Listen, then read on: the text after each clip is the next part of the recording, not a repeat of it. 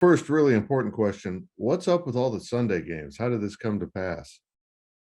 Well, it's a lot of it is, and it's bad for our fans, obviously. But they don't want to have football game. They do not want to have games on football Saturdays.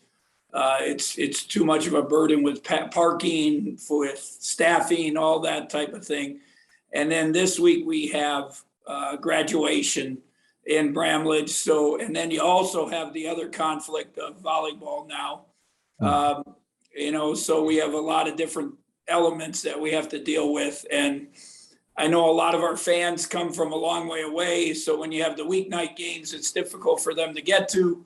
And then we end up with the Sundays. Last week with Wichita, I asked for Saturday. I thought it was, we ended up with a great crowd there. I thought Saturday, but they were really more interested in having enough days to prepare after playing Oklahoma State. So they opted for that Sunday, but that's where we're at with all that. And also when you get to conference season and a more regular schedule that fans can kind of embrace, I guess. What's this program need to do to kind of earn back some of that alumni attendance? I'm not saying support, but people haven't been showing up the way that they have in the past. Well, I think it's, you win. I mean, it's pretty simple. You win, you get people get fired up, you have interest in it. I still go back. I still remember, and you always reminisce about history and all that stuff. And we won the Big 12 championship in 2013. And, that was a group, I think the winningest class in the history of the school. So it was a pretty, you hope beloved group. And our last game, we didn't have a full crowd on a Wednesday night against TCU at home. And, so sometimes I think people remember Kansas games. They remember certain these elite games, but there's a lot of other games where we had pretty good teams, and we didn't. It's just a hard product when you don't have a population base in Manhattan. But there's no doubt we have to win. I was excited about our win at Wichita. We had a really good student turnout for Wednesday. We needed to capitalize on that, to be honest, to keep people fired up. Now we got to move forward. We can't do anything about. We just got to win, and that's the most important thing, and keep getting better as a team individually. And one final thing for me, what did you tell the guys about the loss on Wednesday night and how to kind of get over that hump, because they were so close to winning that game? Yeah, I mean, it hurt. And, I tried not to go too crazy after the game. I've learned to take a deep breath. Sometimes it's better to wait a day or so to, maybe get after them. I know it hurt. It came, I told them that we have to be more mature and execute better. We have to be, we talked all year about being mission focused, staying focused on the things you can control, being a great teammate, execution, being together, all those things you can control. And we've talked a lot about grit, about, being gritty down the stretch. And we were gritty against Wichita, and we got stops, and you got to make the plays. So, it just, it hurt, because I think we had made some steps even without Nigel. It hurt not to have Selton give us, something. But at the same time, I thought we were good enough to win that game and find a way to win it if we did a few more little things that make a difference. So you learn from it, hope you get healthier, and take a step. The Green Bay game is still important to come back and play well. It is a factor. I keep trying to explain to them about net ratings, and if you study the net ratings and all the other analytic ratings, your efficiency, how you play every game, is important for you to move up in that those net ratings. So we got to come and play well against Green Bay on Sunday. Thanks, Coach. Yep. Next question to Kellis Robinette. With that in mind, do you enter these games like the score's always 0-0? I mean, I know you don't want to beat somebody by like 90 or anything, but if it's 15 late, do you keep the guys in to make sure that it's an impressive win? I don't, I'm not going to do that. I just hope we play well. And that's the thing they got to understand, that, that it is important. One, we got to get better. How do you get better? Every game you get better and play if you play the right way. We can't have as many bad possessions on offense, more breakdowns. We still held the team 12 under their average. We held them under 40%, or whatever it was, 40%, 29 from three. We did some good things, but we needed to be a little better. And that's, to me, that's the most important thing, is continue growing as a team, getting better as a team. Health-wise, you expecting Nigel and Selton to be ready for you? Nigel, is finished day 3-4 of the protocol. Today he'll be in non-contact practice. Tomorrow he'll be in contact practice. The goal, hopefully Sunday, play some, get some legs under him and get that experience again. And I don't want him to go 2 weeks without a game going to Nebraska. So I hope we can get him some minutes. Selton, as of yesterday, I think he felt a little better. He just didn't have his pop and zip that we've been accustomed to with him, and that there's no doubt that hurt us in the game. And I know it's just one play, but when you did go look at the replays, the final one where Ish drove to the basket, were there better reads you could have made there? It looked like you had some other guys maybe open. What did you think of it? Yeah, we thought, again, we had talked about it before. We wanted to get Lewis in some kind of action, because when we watched, defensively, he was probably the one that struggled the most.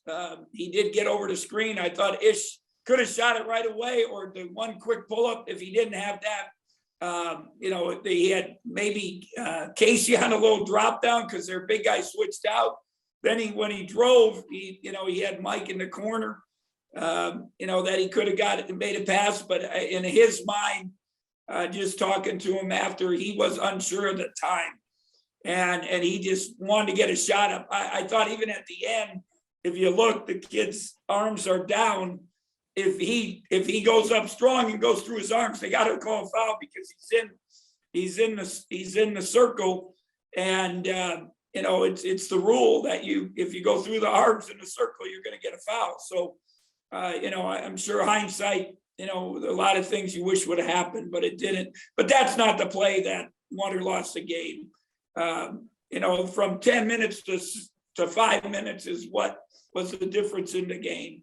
And those are the breakdowns, that mental toughness stuff that we have to get better at. Thanks, Bruce. Appreciate it. Next question to Michael Goins. Yeah, Bruce, how often do you go through those late game situations in practice scenarios? Excuse me? How often do you go through those late game last 10 second situations? 2-3 times a week. 2 times a week. We put them in different situations. Usually we do a shot clock play, and then we do a transition out of it. So we'll say 7 seconds on the shot clock, and then we're pushing it, and this is what we're looking for with they'll have almost the same scenario, 11, 12, 13 seconds. So we'll say tie score. One team's got a out of bounds play that they got to execute, and then depending winner, score. If they score, don't score, you're going in transition, and then you're running your stuff down there. We do that, probably a couple times a week. And do you feel like Davion Bradford took kind of a first step on Wednesday night? Yeah, I was happy with his second half. and again, I told him in the first half when he came out, I said, you don't have your legs, your bounce yet, but you got to use your body and be a 7-footer and protect it with your shoulders. And I thought the second half, he did a better job of just, using his body, using his footwork to get opportunities to score. And he was productive for us. So, it'd be nice for both those guys. Obviously it'd be nice to get all our guys going at the same time. And I think, to me, the big word now is consistency. If we're going to make progress and growth as a team, we got to get consistent production on both ends of the court from all those guys. Thank you, Bruce.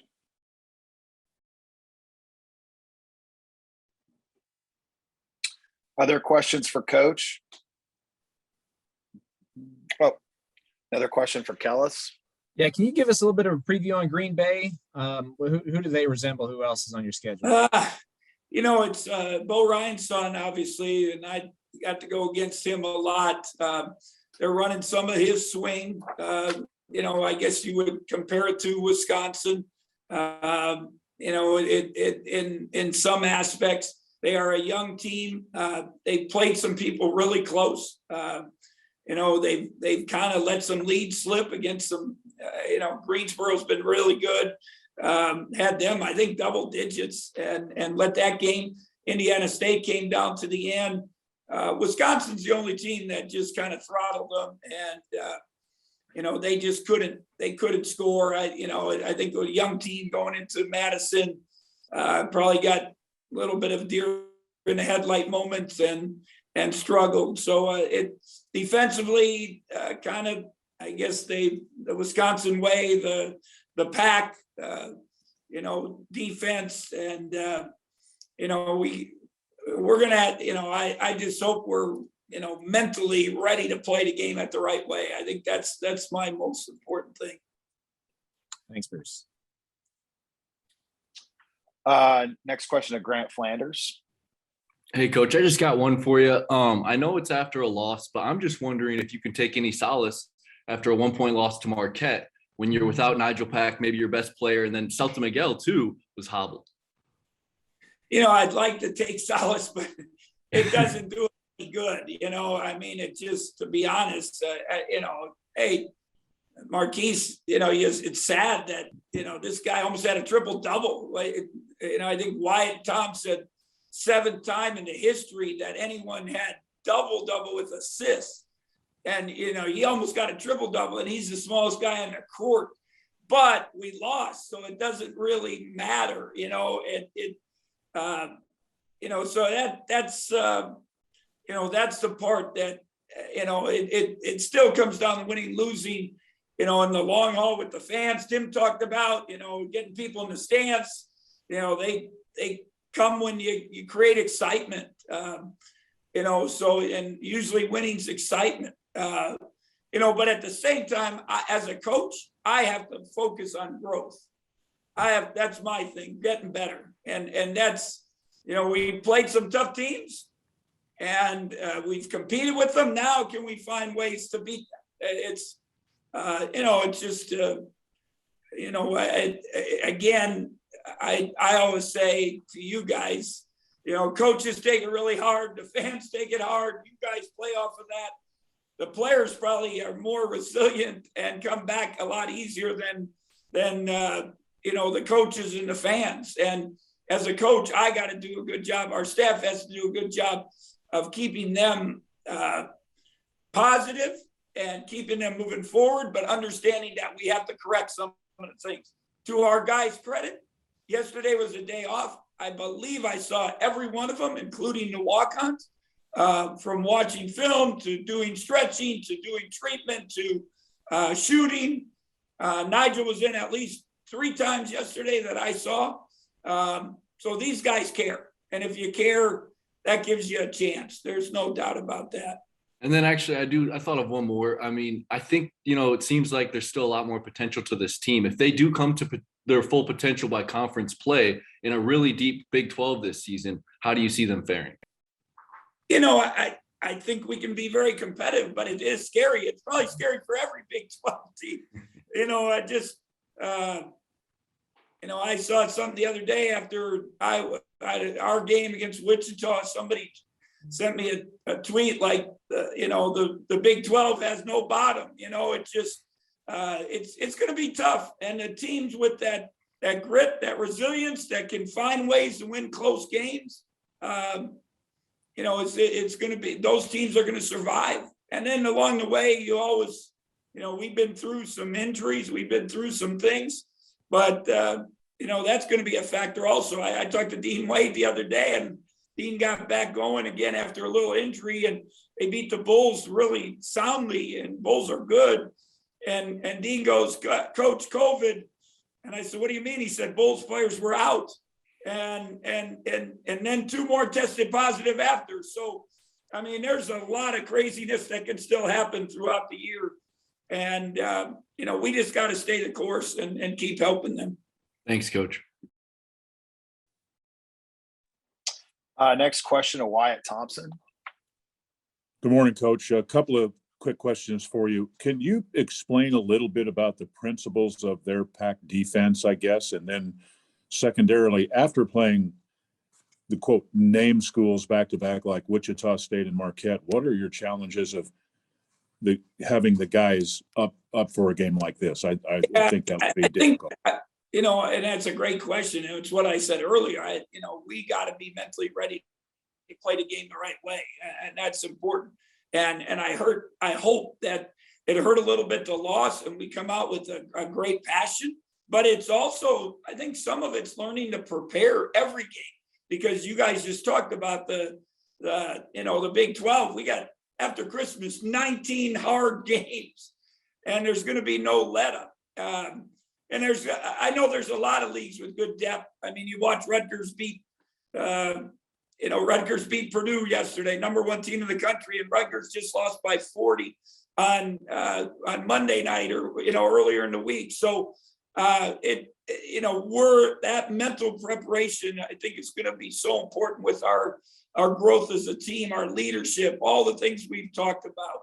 And then the pack line defense it's more of a, it's Coach Bennett, Tony's dad, Dick, years ago. He started the pack and he started the pressure, the push, there was a pressure defense, and then he went back to a pack defense. And I think at one time he used both of them, and then he really went back to relying on protecting that 3-point line, staying in gaps.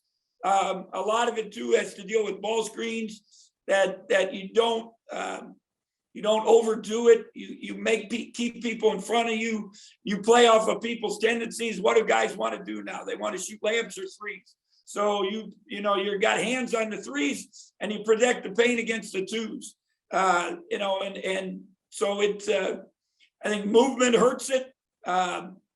Being able to get downhill into gaps, because they're not if you move them and then get into the paint, they're not in position to help. And then if you can get quick ball screens out of transition before they're sitting back in the pack, that helps also.